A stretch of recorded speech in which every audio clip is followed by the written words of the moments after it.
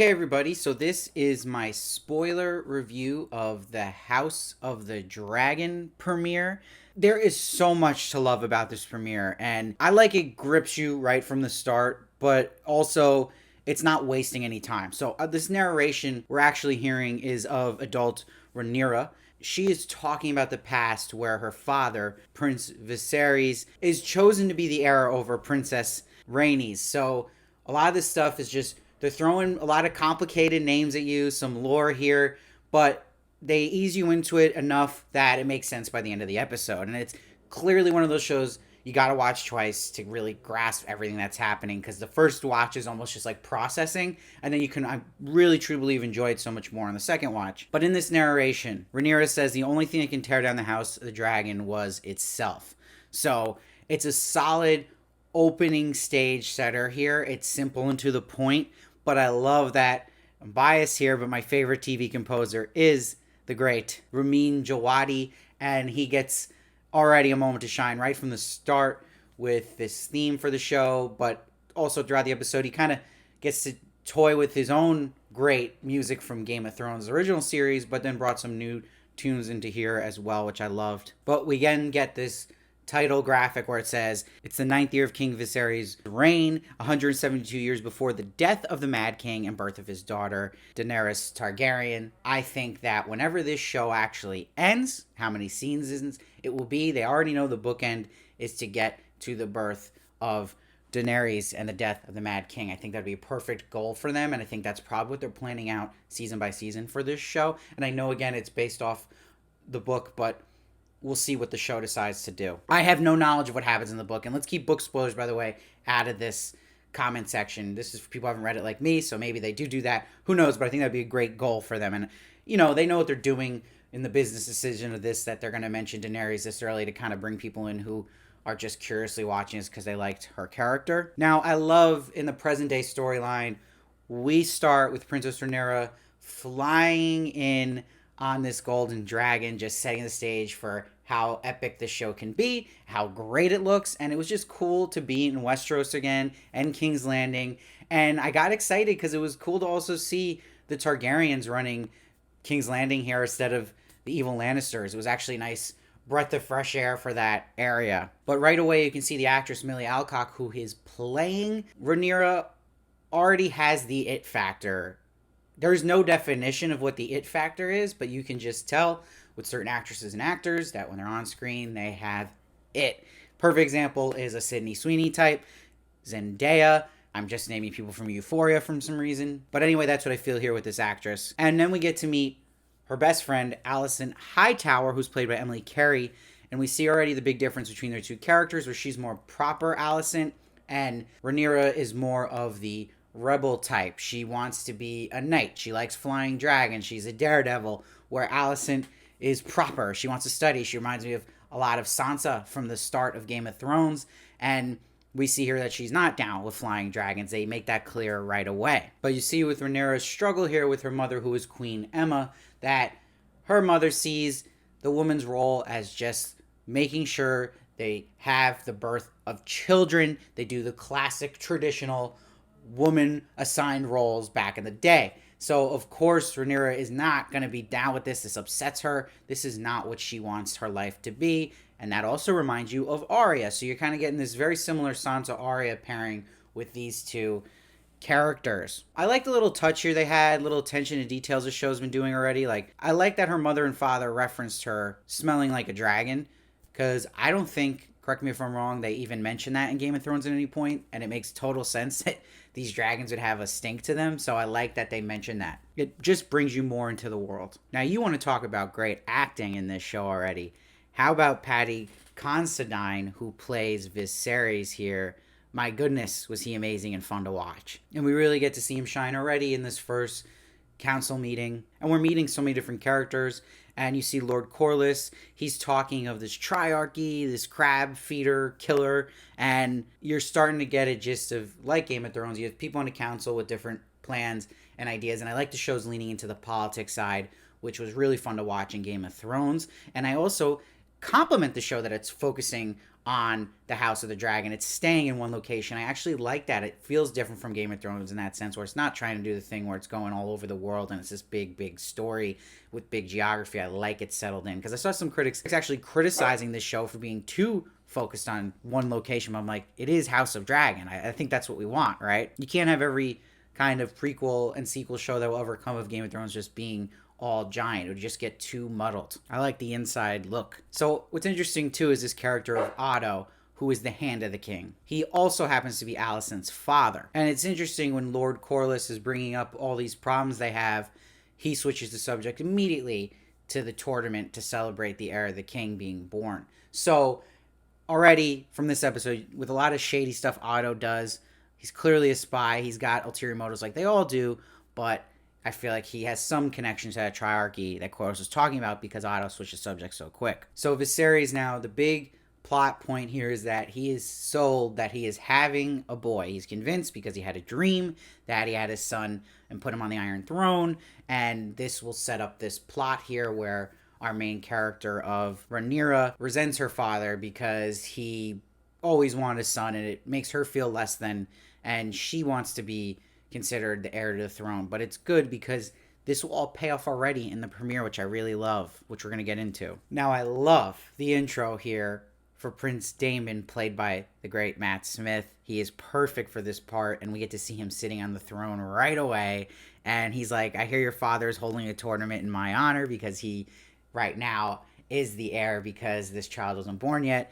And he gives Rhaenyra this Valyrian steel necklace. So there's a lot already going on between those two characters, but it's a really great intro to this character of Daemon, how complicated he's going to be, and that he's got more of the villainous angle towards him. But like we know with Game of Thrones universe, we're going to have a lot of gray characters here, and I already see a lot of gray even in Daemon, which we're going to also get into. So another development you got to pay attention to is there's a bad wound on Viserys, and anytime you even have a wound like that in these times, it could be lethal. So I think that's setting up something that will eventually be his end. And we also learn from his wife, Queen Aemma, that she already lost 5 children. She's like, this is the last one I'm going for to get you an heir and a boy. So this is tragic even more, what ends up happening to her and the baby when she says something like this. So it's a good setup for that. So towards the middle of the episode, it really leans into a lot of stuff with Daemon. Now, he is a prince, but he's also the commander of the City Watch. I love this line. He says, beginning tonight, King's Landing will begin to fear the color gold. This is hysterical because this actually will happen in the future with the Lannisters. So nice touch, writers, with that. But he's killing the criminals in the streets to control the crime in King's Landing, so it's not a feared place to be. And this whole sequence was insanely graphic. More graphic than even expected for a Game of Thrones show, with the dismemberments. My goodness, that was crazy. But it's interesting in a character like Corlys, who is suggesting a lot of stuff that makes sense. He actually supports Daemon's move here, which I thought was fascinating and makes his character even more interesting. But we see Otto and Daemon already getting testy with each other. Otto brings up that Daemon doesn't treat his wife well, and Daemon goes back and offers her to Otto and mentions his wife just died. Just brutal. And this will set up a lot of tension between Daemon and Otto in the tournament. And what this tournament does is brings more action to Premiere, and it gets us an opportunity to see houses we know and love from Game of Thrones. And it's a way that's fan service that still serves the plot, which is really important, because you're even seeing houses like Tarly, Baratheon, and you'll get even more Baratheon stuff later, which we'll get to. But when I'm talking about the setup here with this tension between Otto and Daemon, Daemon, of course, first chooses to face the eldest son of Otto, who's also Alicent's brother. So I love this scene as it's affecting everybody in some way, this first even jousting match. And I love how Matt Smith just looks up at Otto before he rides against his son. I thought that was a great touch. And then after beating Otto's son and causing him to smash his head into the ground, he then asks for Alicent's favor to really rub it in to Otto. And then we get some brutal night fighting throughout this tournament. I like the humorous moment where one of the guys watching just throws up. But like when I'm talking about Corlys already being this complicated character, he sees this violence just mindless, and how, why are we doing this to celebrate the birth of our future king? It doesn't make sense. But again, he supported the slaying of those criminals. So it's interesting. And the sound design was top notch throughout the sequence, in particular when you see knights fighting each other. I thought it just was amazing sound quality and really enhanced the scene. And the costumes are great throughout the show. Obviously, the production design is gorgeous, but I loved in the costume design Daemon's helmet, this dragon helmet. It is so cool. So make sure you really look at that thing. So where stuff starts to get really heavy here is when Aemma is giving birth, Viserys is given a choice: sacrifice one or lose them both. The problem with what happened here with Viserys and his wife is that no one asked Aemma what she wanted. So this is what I took as the commentary of this scene. He's just saying to her repeatedly when he's made his choice, they're going to take the babe out. They're going to take the babe out. But she's terrified. She has no idea what's happening. It's really hard to watch.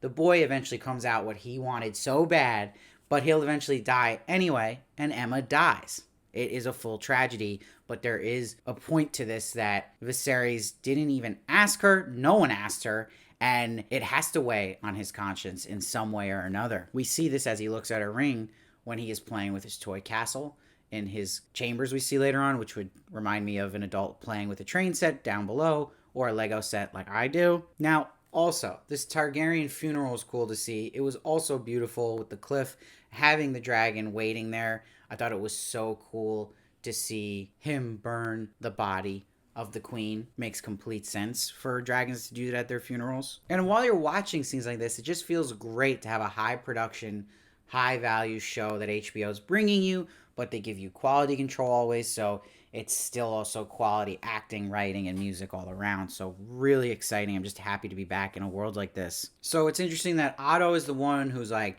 let's figure out now, even though this tragedy happens, who's the heir going to be? Causes chaos at this meeting. We see Corlys' true intention is he wants his wife, the queen that never was, to be the heir. Otto's actually one who brings up Rhaenyra, and then some people want Daemon, and this just pisses off Viserys. Also, with this character of Otto, again, he does a lot of shady stuff. He also sends a raven to Old Town, so you wonder what that raven, what is he exactly saying to the people there? And then he sends Alicent, his daughter, to comfort Viserys, and I was already like, wait, what does that mean? And then you knew it was weird when he mentions to wear the mother's dress who had passed away. So it's very strange that he's sending his daughter to Viserys in that way. And that is so Game of Thrones, it's not even funny. So is it surprising? No. But you see, when Alicent goes to see Viserys, he's not this pig. He's not thinking that way. He's confused why she's even there, but she actually offers him great advice because she can connect with him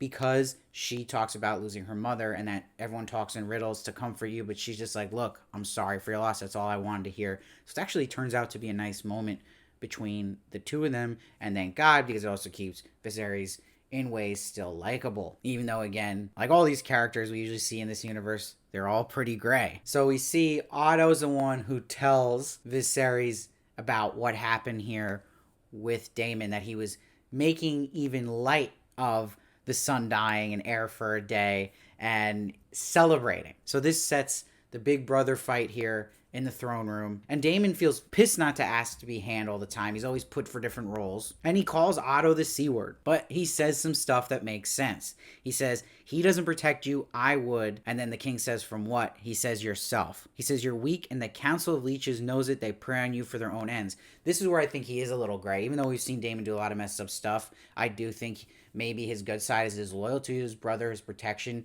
seeing for the snakes what people are. I think he's more straightforward Daemon than a snake, and I think there is more to this character we're going to learn. But Viserys isn't having it. He sends him back to his lady's wife, who he doesn't even want to deal with, and he's like, you're not the heir. So this thing goes to a really big scene, which was my favorite production design yet, is the scene with Viserys and Rhaenyra, and they're in front of this beautiful dragon skull of Balerion. Now, when they're talking about dragons, these two, Rhaenyra says a great line, without them, we are like everybody else. And we see, Viserys says, the idea we control the dragons is an illusion, a power man should have never trifled with. So we know that this dragon brought the end of Valyria. And he says, Targaryens must understand this to be king or queen. That's the big moment that, oh baby, Rhaenyra is going to be the heir now. He's come full circle. It took, seeing Daemon for who he really, really is, not being in denial, and not being allowed about his daughter. He finally comes around here,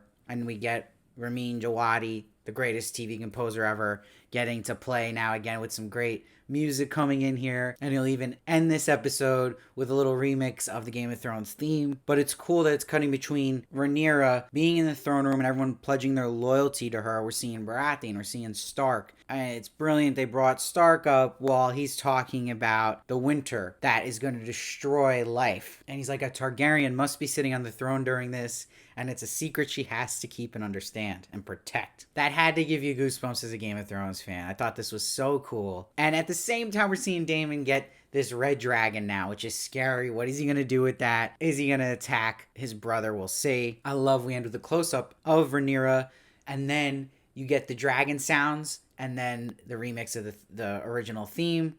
Excellent. I thought this premiere was so tight. I loved it. I am giving this one a 9.4. I loved it so much more in second watch, however, so if you're feeling conflicted about it after one watch, I highly suggest watch it again. I think you're going to really, really like it because there's a lot of stuff they're throwing at you. You really got to pay attention. Even watch it with headphones. It helped me so much too, and then I kind of grasped it all and really, really enjoyed it. I felt like everything had setups that paid off quickly, which was nice, but also setups for things down the road. But the biggest thing was characters you already like and are also having characters that are gray here, so you're more curious as what's going to come about with them. So I'm really excited. Great acting all around, great music, which is expected, great production design, great costumes. This is that kind of epic show we've been waiting for to come back again, because we've seen other ones that come out that are okay. They have a lot of money, but just maybe not as great story, or they're cheesy. But this, I'm feeling it. I'm excited. But let me know what you guys thought down below. And please make sure to subscribe so you don't miss one of my reviews of House of the Dragon. I'll be doing every single episode. My review will be right up after it airs. And please follow me at Steve Varley Show on Twitter, Instagram, and TikTok for more of me. And I'll see you next time.